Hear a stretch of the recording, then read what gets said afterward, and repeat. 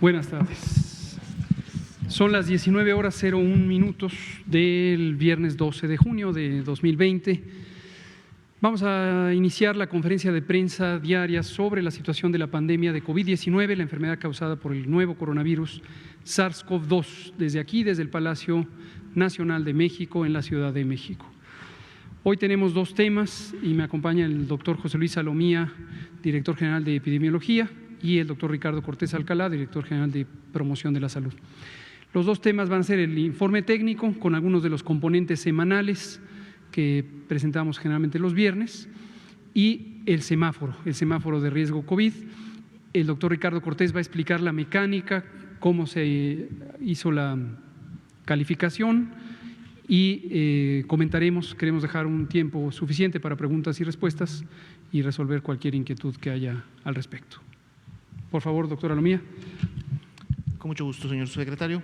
Muy buenas tardes con todas y con todos. Estamos en la conferencia vespertina número 105, día 12 de esta nueva normalidad, en la que precisamente la caracteriza el semáforo de riesgo COVID, que si vemos en la siguiente diapositiva, todavía para el día de hoy, mañana y pasado, es decir, hasta el domingo, este semáforo, mapa está vigente, es decir, rojo en todas las entidades federativas, que significa el mayor riesgo. Las actividades las vamos a revisar luego en la presentación del doctor Cortés, ya que ahí vamos a ver el semáforo que empezará a aplicar el día lunes.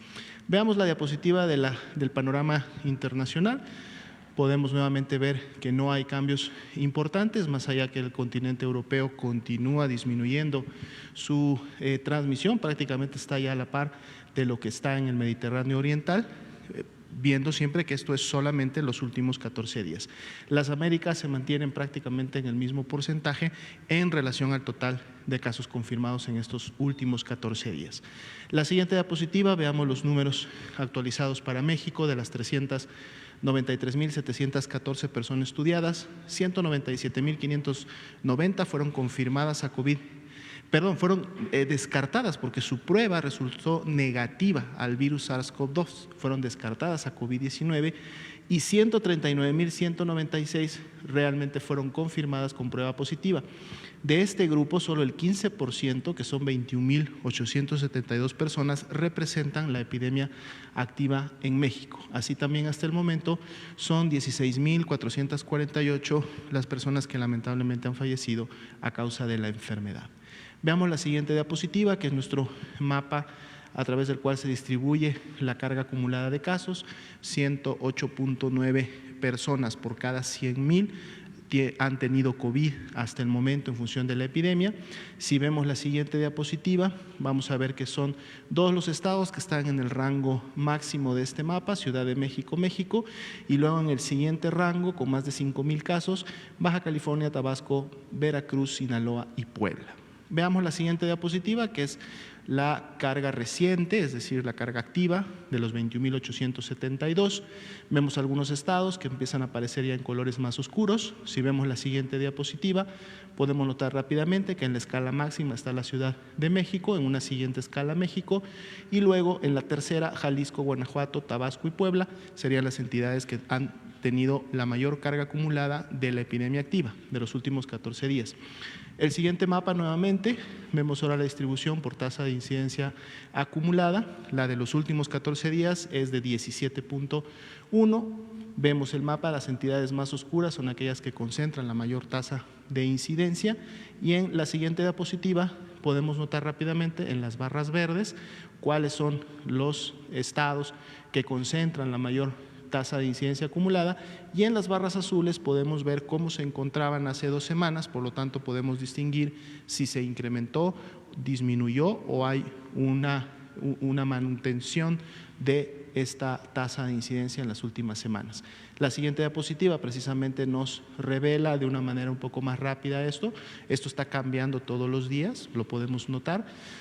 Hoy día tenemos en números negativos a Chihuahua, Sonora, a Baja California. Sin embargo, solamente Chihuahua está por encima de un 20%. Esto podría representar entre un menos 20 y un más 20, realmente un área de estabilidad, pero entonces sí, hacia la izquierda podemos ver los estados que han tenido el mayor crecimiento de esta tasa. Veamos la siguiente diapositiva, que es precisamente la distribución de las defunciones por fecha en la que ocurrieron, y podemos ver bien las defunciones que en su momento están aún pendientes de confirmarse, que son las que están en color naranja claro. 1.508 son las defunciones sospechosas que tienen pendiente un resultado de laboratorio. La siguiente diapositiva las distribuye por estado de defunción, es decir, donde ocurrió la defunción, y con el mismo color naranja claro podemos ver dónde están aún pendientes resultados que pudieran incrementar la carga de defunciones. Veamos la siguiente diapositiva, que es la curva epidémica, prácticamente una tendencia similar en las últimas ya casi 2 semanas. Vemos cómo se acumulan la mayoría de los sospechosos que todavía están pendientes de un resultado en los últimos 10 días, y en la medida que se van emitiendo sus resultados, pues van pasando a la estadística de casos o confirmados o se descartan también. La siguiente diapositiva nos muestra estos sospechosos también dónde se encuentran todavía acumulándose, cuáles son las entidades que tienen todavía una carga importante en relación a su carga confirmada, y por lo tanto una expectativa que en los siguientes días podamos ver todavía un buen incremento en la carga de casos confirmados. La siguiente diapositiva es precisamente la carga acumulada de casos confirmados, el incremento de las últimas 24 horas, 3.9%, que representan ahora 5.222 casos que se han confirmado en las últimas 24 horas, pero que no han sucedido en las últimas 24 horas. Estos, ustedes veían en la gráfica anteriores, por fecha de inicio de síntomas, se distribuyen prácticamente en los últimos 10 a 12 días. Veamos el siguiente grupo de diapositivas: ocupación y disponibilidad hospitalaria. Camas IRAG generales están ocupadas el 46%, camas IRAG con ventilador están ocupadas el 38%, son prácticamente porcentajes que se han mantenido durante toda la semana, y esto lo sabemos gracias a que el 98% de las unidades COVID en el país han notificado su información. Las siguientes 2 diapositivas, la primera nos muestra la distribución de camas generales. Prácticamente no ha habido mucho movimiento, el balance se ha mantenido, hay disponibilidad todavía, los egresos y las reconversiones mantienen esta estabilidad. Veamos la siguiente. Camas críticas, igual, inclusive un incremento ligero, pero incremento en relación al día de ayer en la disponibilidad de este tipo de camas, sobre todo en los primeros 3 estados que tenían la menor disponibilidad, y luego hacia la derecha pues va incrementando esta disponibilidad dependiendo de cada una de las entidades federativas. En la siguiente diapositiva vemos cómo se han ido desarrollando las unidades COVID. El día de hoy tenemos 3 más, 801 son ahora las unidades COVID designadas, y pues esta tendencia se mantiene creciendo en la medida que se va requiriendo este tipo de unidades.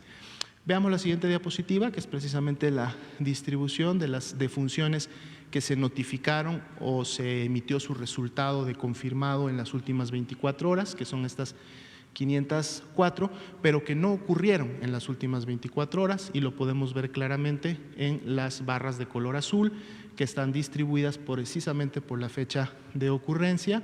Una buena parte de ellas están en los últimos 10, 12 días, sin embargo podemos ver también que hay un retraso importante en pocas, pero en varias que estarían prácticamente en el último mes de que ocurrieron. Esto se da también en función de los procesos que se llevan a cabo en las diferentes instituciones de poder llegar a confirmar una defunción como tal.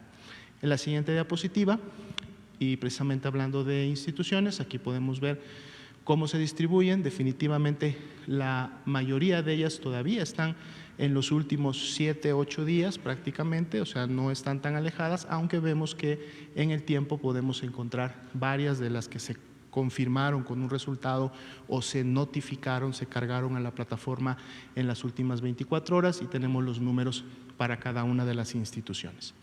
Veamos la siguiente diapositiva. El día viernes siempre actualizamos cómo vamos con el diagnóstico por laboratorio a nivel nacional. Son 394.601 las pruebas que hasta el momento se han realizado en toda la red nacional de laboratorios de salud pública. Esto incluye a las 31 laboratorios estatales, incluye al Laboratorio de la Ciudad de México, incluye a los laboratorios de apoyo a la vigilancia epidemiológica que se encuentran básicamente en hospitales de concentración y a los laboratorios regionales, específicamente del Instituto Mexicano del Seguro Social.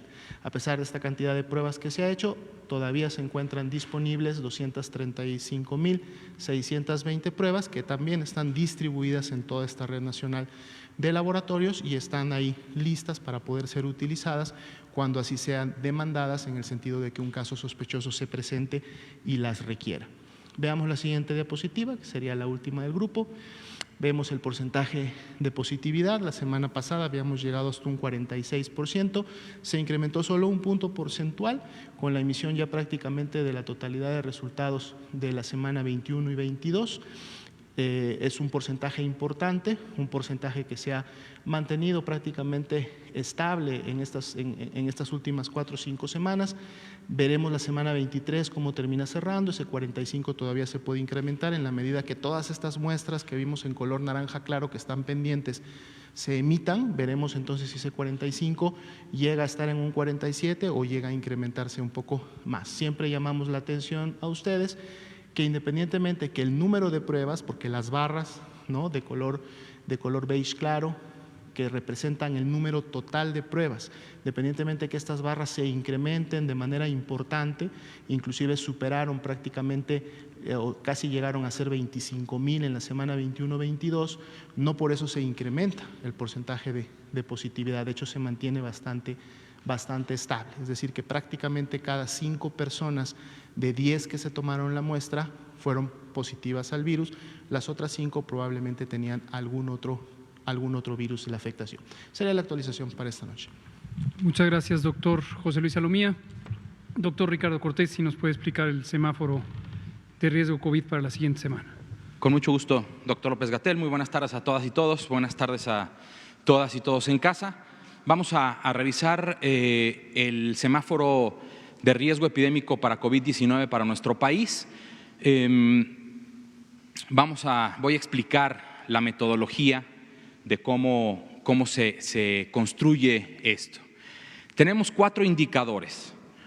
Uno es ocupación hospitalaria, otro es la tendencia del síndrome COVID, que son los casos sospechosos registrados en la plataforma de CISBER que todos los días presenta el doctor Alomía. También la tendencia de personas que se están hospitalizando en días pasados. Esta tendencia, al igual que la de síndrome COVID, estas 2 tendencias las estiman, las calculan los expertos en matemáticas que coordina el CONACYT, y finalmente la positividad a el virus SARS-CoV-2. Este es el peso que tiene de la calificación final que se le da a cada estado. Los indicadores, la mitad de la calificación es su ocupación hospitalaria. ¿Por qué? Porque es la capacidad que tiene cada estado para dar respuesta a los casos graves que se estén diagnosticando en sus estados. El 20% respectivamente de la calificación final la obtenemos de las tendencias, es lo que nos dice si el síndrome COVID o la hospitalización está en ascenso, está en estabilidad o está en descenso. Y finalmente, no por ello menos importante, pero con una calificación un poco más baja, es la positividad al virus de SARS-CoV-2. La siguiente, por favor. Estos son los criterios, los rangos. Seguimos respetando el principio de máxima precaución al otorgarle un rango más alto o más amplio a la calificación de riesgo máximo, como pueden ver.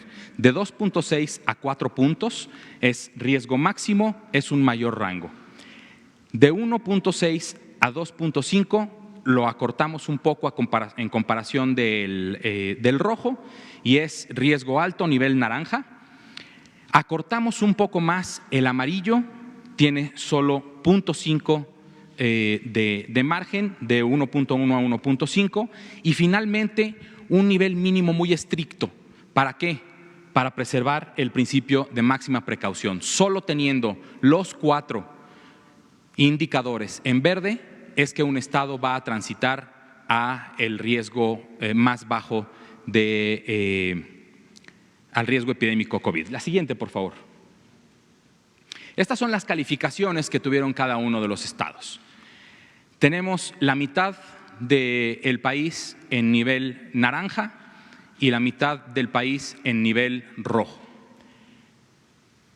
La siguiente, por favor, es la otra mitad del país para que tengan oportunidad también de apreciarlo en casa. Esta información también va a estar disponible, es pública y esto deriva en un mapa, la siguiente, por favor, en donde podemos observar cómo 16 entidades están en naranja y 16 entidades están en rojo. Y podemos también observar con esta imagen cómo Baja California, por ejemplo, está en nivel rojo, pero con una tendencia descendente en descenso moderado.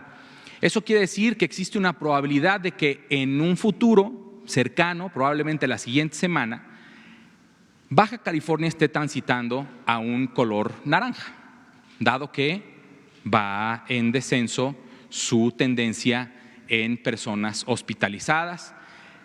Quintana Roo se encuentra en color naranja, también con una tendencia de hospitalizados en descenso moderado, por lo que existe la probabilidad también de que si la sociedad sigue respondiendo igual, respeta los principios de protección básicos, que es lavado de manos, etiqueta respiratoria, quédate en casa si estás enfermo y perteneces a uno de los grupos que está trabajando, y hay que proteger a las personas con mayor vulnerabilidad.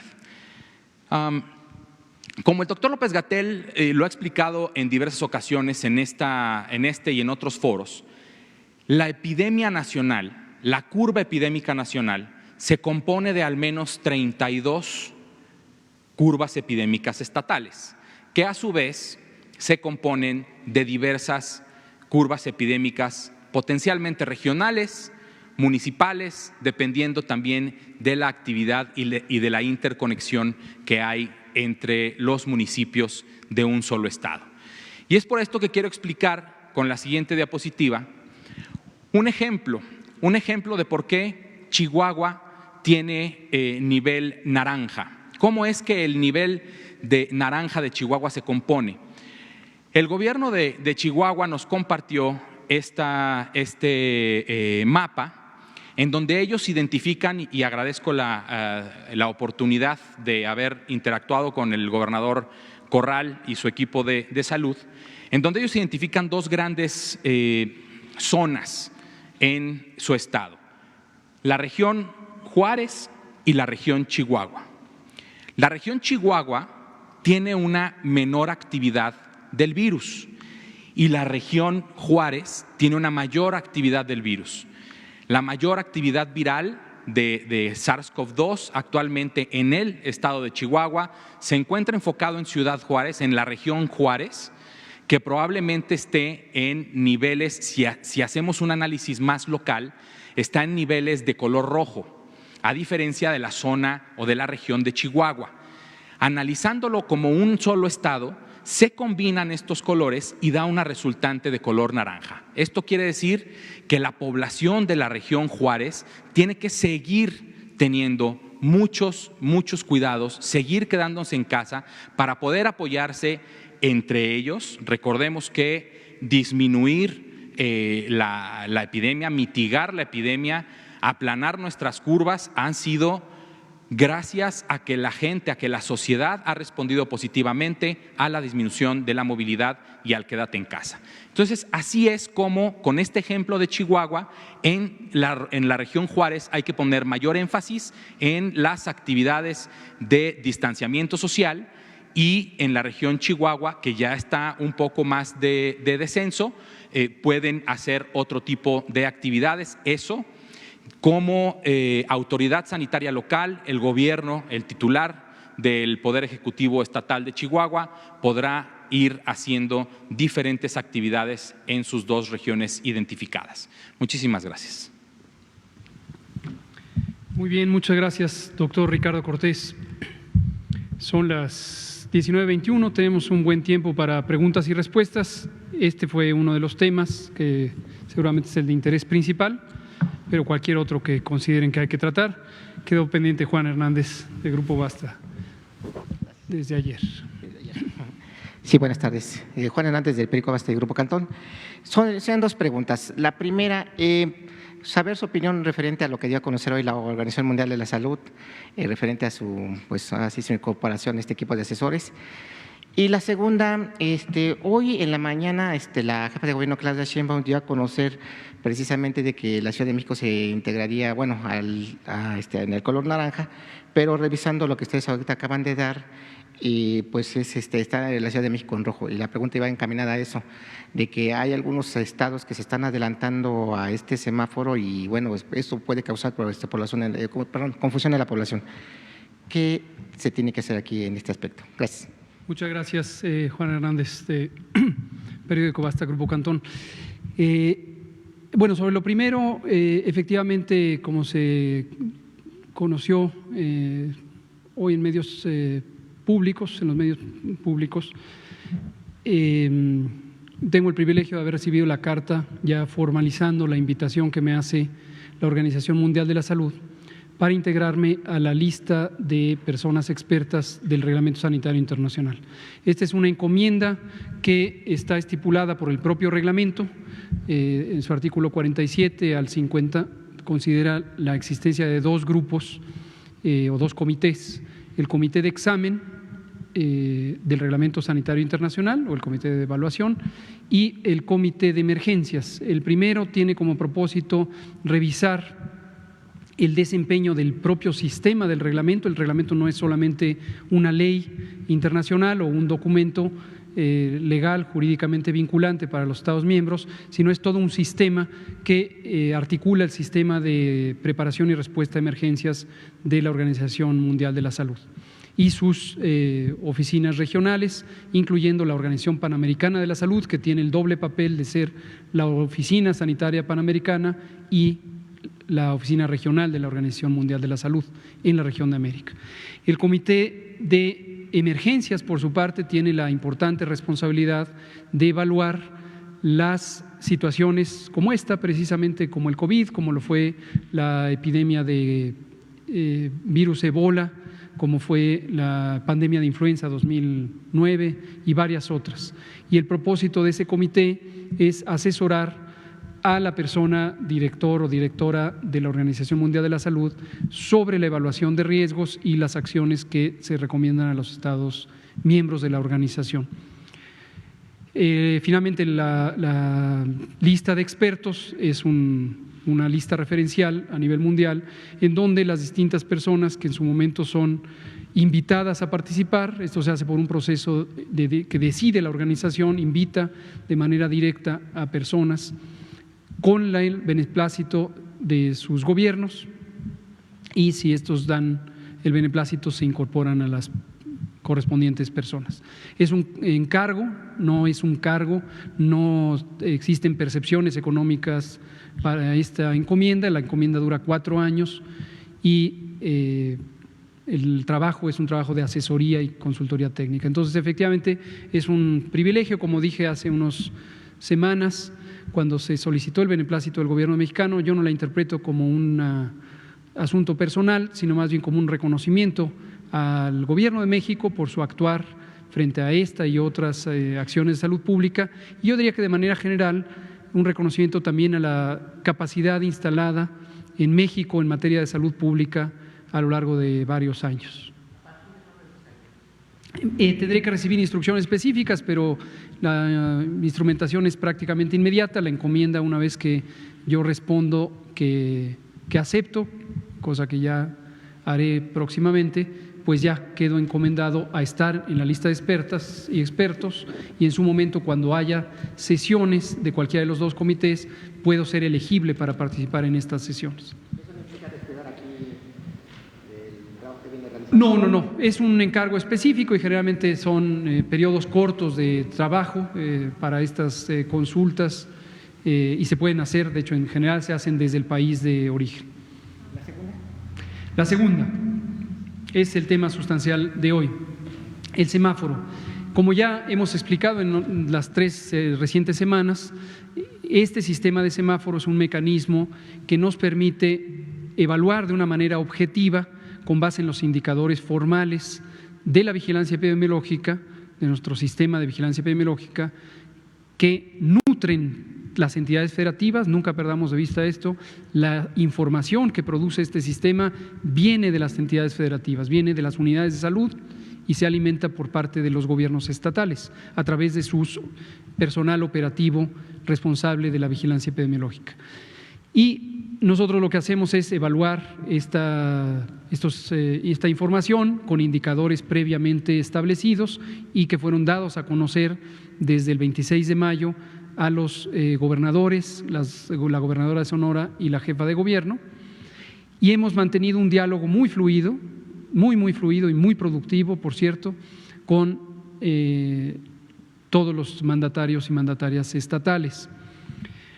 Respecto a esta semana, el semáforo que ahora estamos presentando, en la más reciente reunión que tuvimos, que fue organizada conjuntamente por la CONAGO, la Conferencia Nacional de Gobernadores, y coordinada en el Gobierno Federal por la Secretaria de Gobernación, conjuntamente con el Secretario de Salud, y en el que participaron varias secretarias y secretarios, tuvimos este diálogo muy constructivo. La verdad es que expreso a nombre del Gobierno un agradecimiento a los gobernadores, a la gobernadora de Sonora y a la jefa de gobierno, porque la gran mayoría de quienes participaron en la reunión, que fueron la gran mayoría de ellas o mandaron representantes, tuvieron aportaciones muy constructivas y muy importantes en términos del contenido técnico. Y lo que acordamos es que los martes nosotros producimos la calificación del semáforo, se las mandamos idealmente el propio martes. En esta ocasión no lo pudimos hacer el martes, lo mandamos el miércoles, pero algunos de los gobernadores nos buscaron, como se acordó, ese es el mecanismo, y entonces tuvimos algunos diálogos adicionales. Menciono algunos de ellos, espero no omitir a alguien, pero hemos tenido a lo largo de esta semana un diálogo muy productivo con el gobernador de Baja California Sur, quien además es presidente de CONAGO, el gobernador de Quintana Roo, el gobernador de Yucatán. Este campo estuvo orientado mucho al tema turístico, dado que son estados que tienen una fuerte dependencia económica en el turismo, y participó el secretario de Turismo, el licenciado Miguel Torruco Márquez. También tuvimos otros diálogos con funcionarios del estado de Hidalgo, el secretario de Salud y su equipo técnico. Con el gobernador Murat no se ha constatado, no ha ocurrido todavía la reunión, pero está programada para el próximo lunes. Asimismo, hoy no tuve el privilegio, desafortunadamente, de tocar base con el gobernador Francisco Domínguez de Querétaro, pero estoy enterado de su postura y de sus contribuciones. Tuvimos una sesión de trabajo muy productiva, es la tercera durante la semana, con el gobernador Javier Corral de Chihuahua, del cual derivó este concepto importante que presentó el doctor Ricardo Cortés de la regionalización interna en los estados que son o territorialmente extensos o demográficamente diversos. Con el gobernador Alfredo del Mazo, ayer también me refería a él, porque también tenemos un diálogo muy continuo y él también ha identificado este tipo de patrones.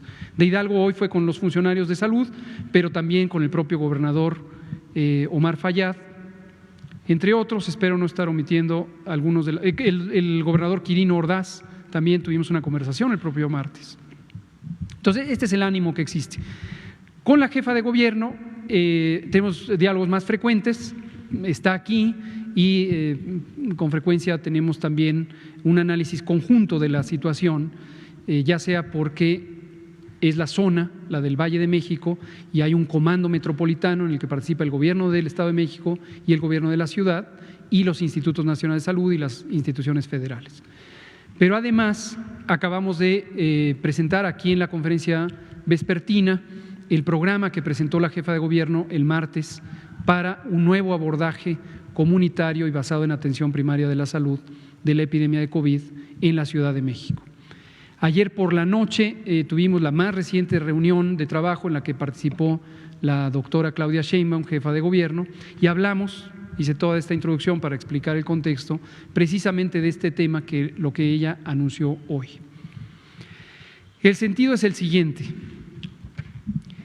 el gobierno federal y los gobiernos estatales, con base en lo que se establece por parte de la Ley General de Salud, que data de 1984, participan en las acciones de salud en un esquema de concurrencia, es decir, cada orden de gobierno tiene una responsabilidad específica y la ley establece las modalidades de la concurrencia.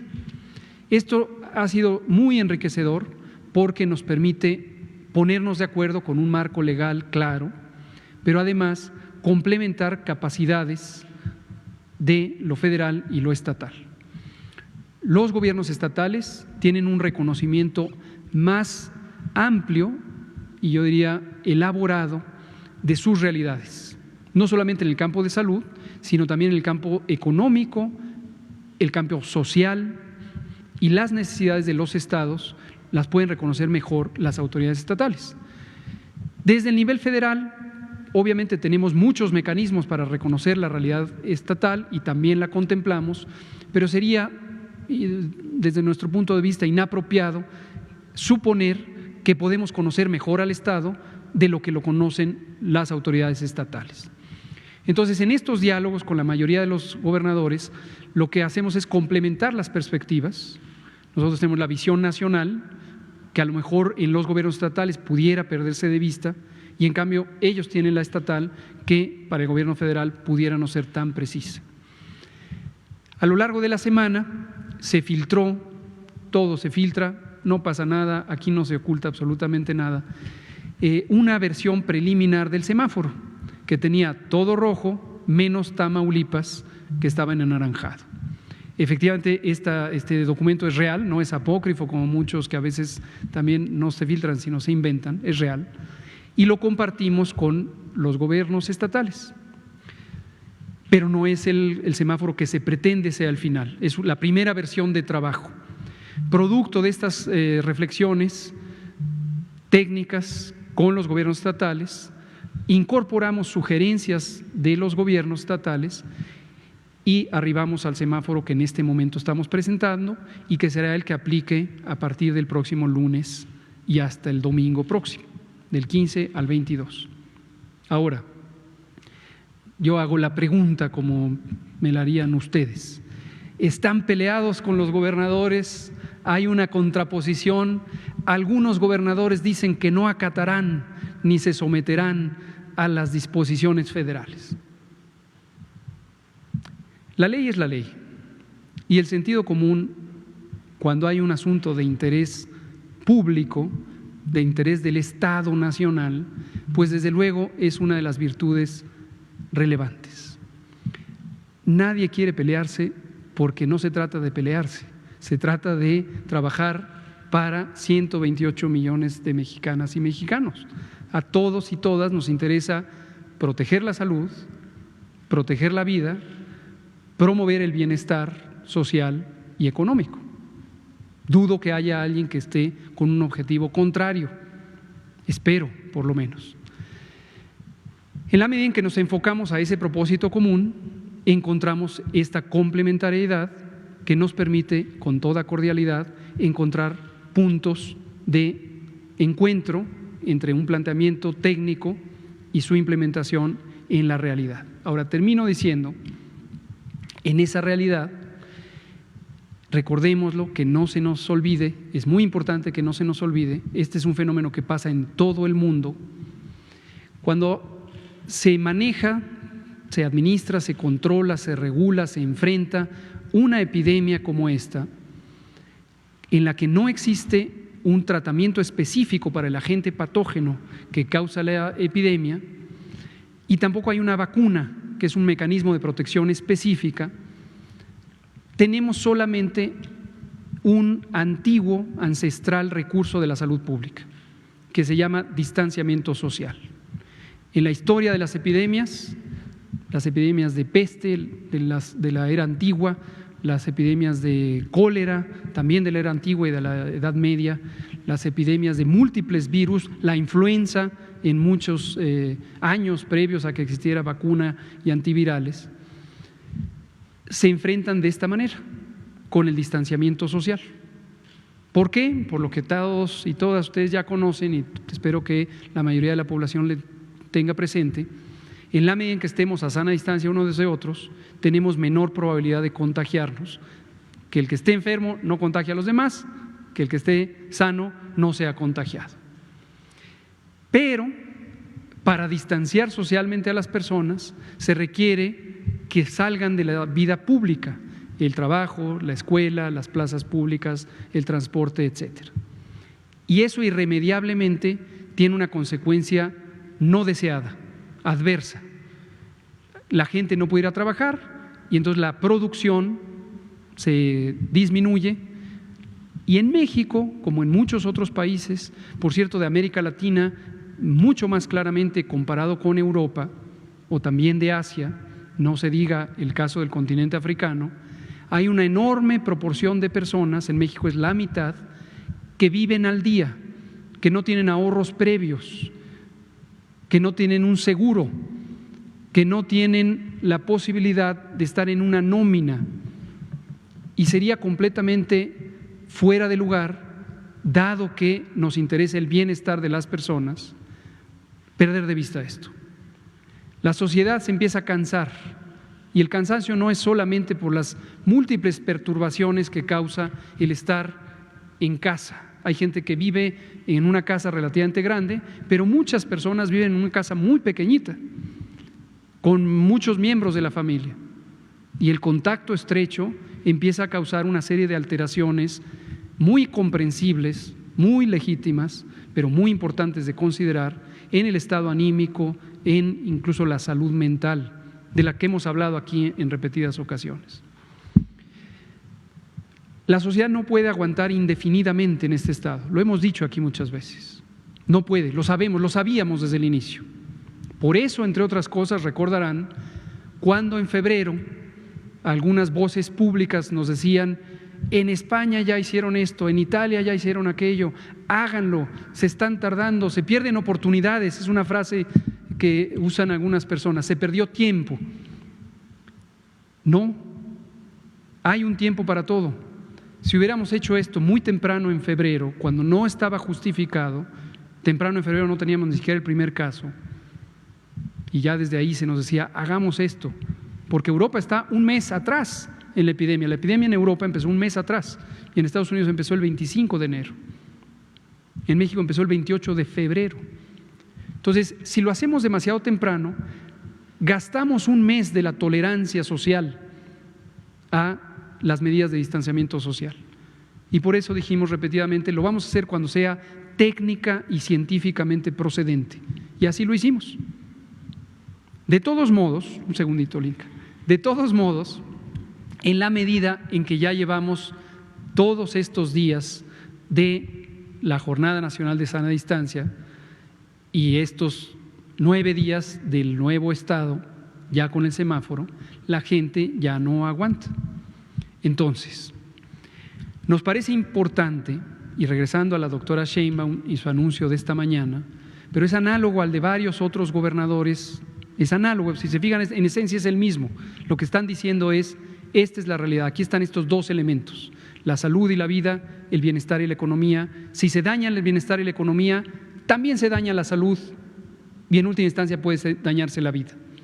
Entonces, hay que encontrar de manera continua mecanismos de adaptación a estas realidades y esfuerzos adicionales, como el programa que anunció el Gobierno de la Ciudad de México para compensar lo irremediable que es que no se puede contener a las personas en el espacio privado perpetuamente. No hay contradicción alguna.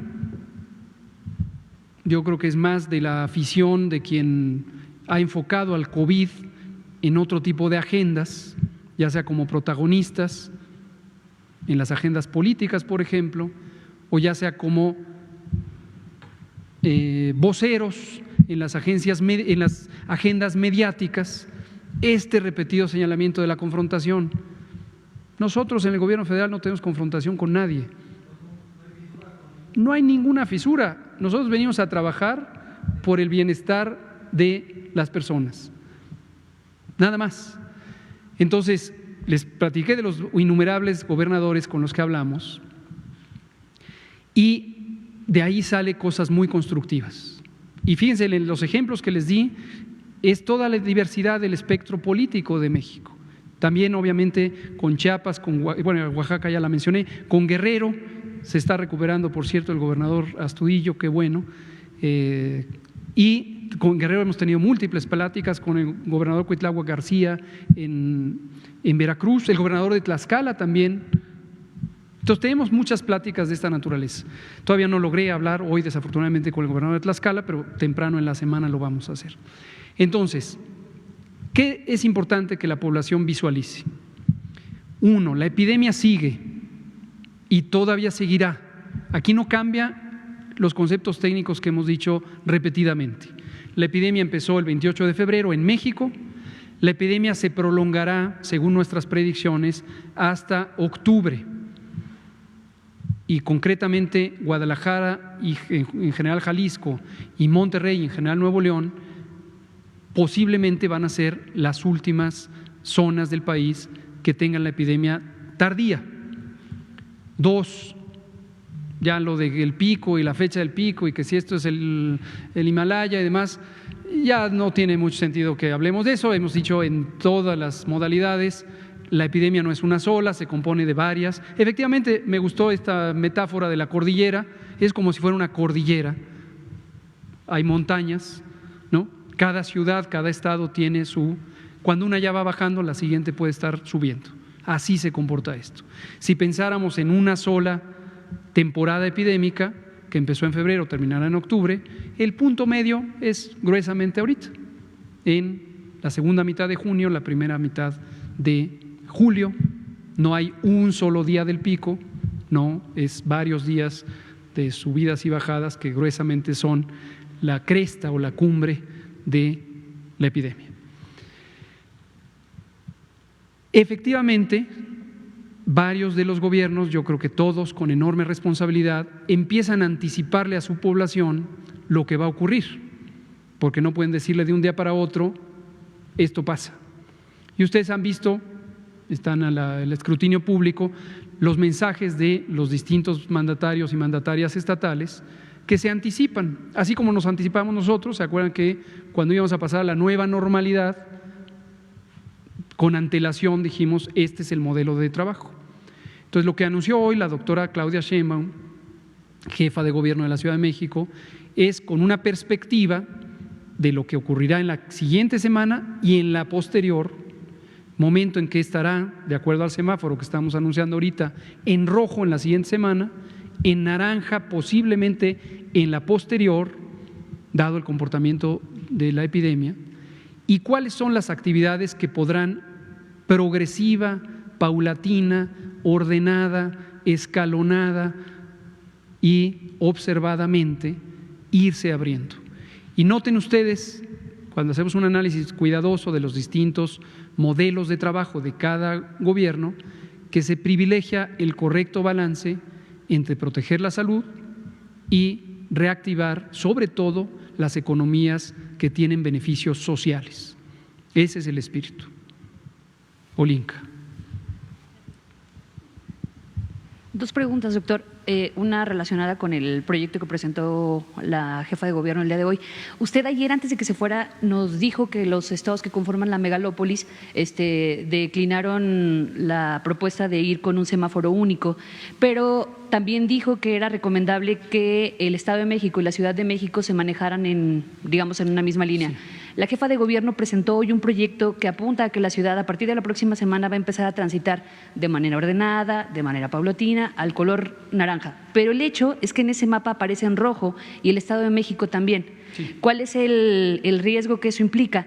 Y tengo otra pregunta. Habían comentado que si uno de los indicadores en los estados era rojo, todo el estado se iba a pintar de rojo, pero en el mapa que ustedes nos presentan hay algunos estados que tienen un indicador en rojo y sin embargo son naranja. ¿Cuál es la ponderación que se hizo para que medio país esté hoy en rojo? Bueno, a partir del lunes, y medio país en naranja. Gracias, Olinka, gracias por señalarlo. Por cierto, esto es muy útil. Déjeme reconocerle este planteamiento, darle seguimiento a las cosas y entonces poder conectar lo que ya se dijo con lo que no se había dicho y preguntar dónde puede estar la conexión. Muchas gracias. Efectivamente, la semana pasada destacamos el hecho de que uno de los criterios técnicos del semáforo era que de 4 indicadores que pueden ser verde, amarillo, naranja o rojo, si alguno de ellos era rojo, todo el semáforo para ese estado era rojo. Si el más alto era naranja y había, por ejemplo, naranja, 2 amarillos y un verde, todo el semáforo se volvía naranja. Efectivamente, este es el criterio de máxima precaución al que nos referimos la semana pasada. En el diálogo con los gobiernos estatales, precisamente se comentó sobre esto y se identificó que al interior de los estados también existe esta diversidad geográfica. La ejemplificamos hoy con el caso de Chihuahua, que el gobernador Corral lo ha visualizado de manera muy elocuente. Por cierto, también el gobernador del Mazo fue de los primeros en identificar que el Valle de Toluca tiene una dinámica de transmisión de COVID o del virus que causa COVID muy distinta y asincrónica con respecto al Valle de México. Y también propuso este tipo de subregionalización. Reconociendo esta y otros elementos, a propuesta de los gobernadores, consideramos retirar este criterio para el semáforo que hoy anunciamos y que empezará a tener acción el próximo lunes 15 de junio y agregar otro elemento que también fue conversado con los gobernadores, que es el equilibrio de qué significado tiene o qué peso tiene cada indicador. En versiones previas no le dábamos tanto peso al tema de la ocupación hospitalaria y dado que en la mayoría de los estados este puede ser el factor de restricción, hoy le estamos dando un 50% de peso a la ocupación hospitalaria. A las tendencias epidémicas le estamos dando 20% a cada una y a la proporción o porcentaje de positividad, que lo presentamos todos los viernes, como hoy, le estamos dando un 10%. Entonces, efectivamente hubo un cambio técnico a la manera de calificarlo y el resultado fue el que hoy se presenta. Y lo de la Ciudad de México, el Estado de México, ¿por qué uno ya está proyectándose al color naranja, perdón, y el otro llama a mantener el máximo cuidado, esté en rojo? Así ¿No es. deberían de ir juntos? Aquí es por lo siguiente, las responsabilidades político-administrativas de los estados están enmarcadas territorialmente en los límites de los estados. En algunos casos hay zonas que de manera muy ilustrativa tienen una coincidencia, comparten recursos, hay tránsito entre personas, hay dependencias económicas y se comportan prácticamente como una sola región. Hay varias en el país. El Valle de México es quizá la más ilustrativa, pero tenemos, por ejemplo, la zona turística de Puerto Vallarta con Bahía Banderas en Nayarit, que fue motivo de conversación hace un par de semanas con los 2 gobiernos estatales. Ahí sugerimos también nosotros, resuelvan este dilema, trabajen juntos los 2 estados y consideren esa zona, que además es turística, como una sola región, Hay varias que tienen este comportamiento. Entonces, lo deseable es abordarlas como zonas, pero la responsabilidad administrativa es para los estados. Semanas atrás, de acuerdo a las propuestas técnicas del grupo de especialistas en matemáticas que coordina CONACYT, habíamos identificado las oportunidades de sincronizar las medidas, las intervenciones, el semáforo, entre regiones que comparten movilidad. Y recordarán que dimos un ejemplo de una zona que ni siquiera es físicamente contigua, y es Tijuana-Culiacán, porque tienen una enorme conectividad aérea. Ya cuando trata uno de implantar un modelo técnico a la realidad, hay que adaptarlo para que sea también fácilmente comprensible por las personas. Y se vuelve más manejable desde el punto de vista administrativo y político que sea por estado, y entonces se tomó esa resolución. No obstante, en el caso de la Ciudad de México con el Estado de México, como hemos comentado, existe un comando metropolitano. La jefa de gobierno, Claudia Sheinbaum, con el gobernador del Mazo tiene una excelente relación, de mucha cooperación, y entonces se pueden ir sincronizando los distintos esfuerzos. Esta semana, por ejemplo, si algún medio mañana está interesado en la discordia y no en la concordia, lo que va a sacar es: del Mazo se pelea con Sheinbaum, cada quien tiene su semáforo y va a poner rojo al Estado de México y naranja a la Ciudad de México, ¿no? No tiene sentido, porque estos dos gobernadores, gobernador y jefa de gobierno, son magníficas personas, mandatarios altamente responsables que trabajan juntos y se ponen de acuerdo.